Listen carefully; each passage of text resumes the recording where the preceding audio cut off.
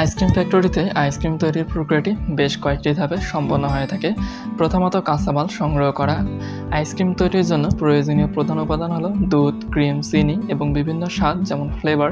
এছাড়াও vanilla extract, ফলের Puri, chocolate এবং অন্যান্য উপকরণ মিশ্রণ ব্যবহার করা। এরপর আসে মিশ্রণ প্রস্তুতকরণ।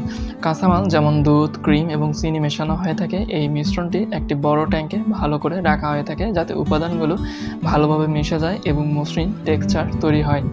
এরপর আসে পাস্তুরাইজেশন।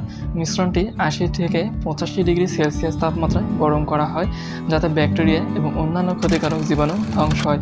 এটি স্বাস্থ্য নিরাপত্তা নিশ্চিত করতে গুরুত্বপূর্ণ ভূমিকা পালন করে থাকে। হেমোজাইনাইজেশন হচ্ছে ৪ নম্বর ধাপ।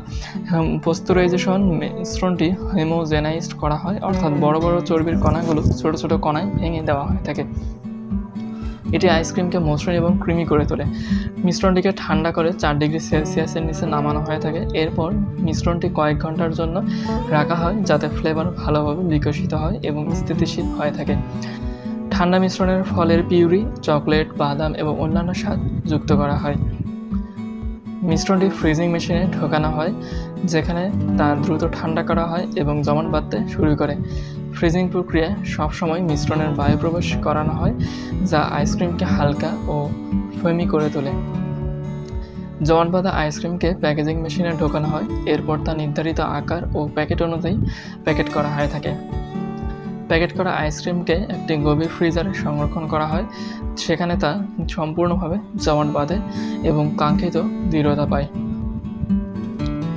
যখন আইসক্রিম পুরোপুরিভাবে প্রস্তুত হয় তা ফ্যাক্টরি থেকে বিভিন্ন দোকানে এবং বাজারে বিতরণ করা হয় ফ্রিজার ট্রাকে করে। এই পুরো প্রক্রিয়াটি স্বয়ংক্রিয় মেশিনের সাহায্যে সম্পন্ন করা হয় যাতে গুণগত মান এবং স্বাস্থ্যকর পরিবেশ নিশ্চিত করা যায়।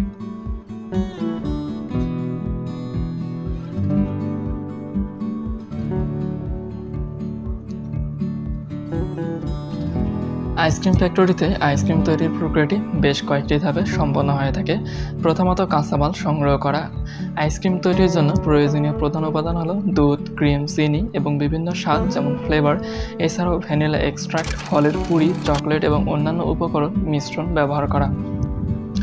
এরপর আসে মিশ্রণ প্রস্তুতকরণ।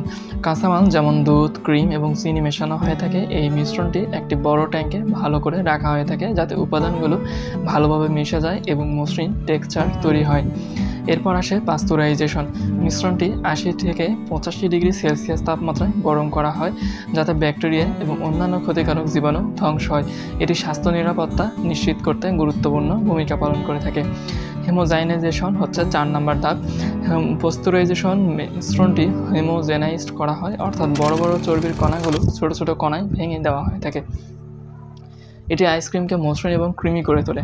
মিশ্রণটিকে ঠান্ডা করে ৪ ডিগ্রি সেলসিয়াসের নিচে নামানো হয়ে থাকে। এরপর মিশ্রণটি কয়েক ঘন্টার জন্য রাখা হয় যাতে ফ্লেভার ভালোভাবে বিকশিত হয় এবং স্থিতিশীল হয়ে থাকে। ঠান্ডা মিশ্রণের ফলের পিউরি, চকলেট, বাদাম এবং অন্যান্য স্বাদ যুক্ত করা হয়।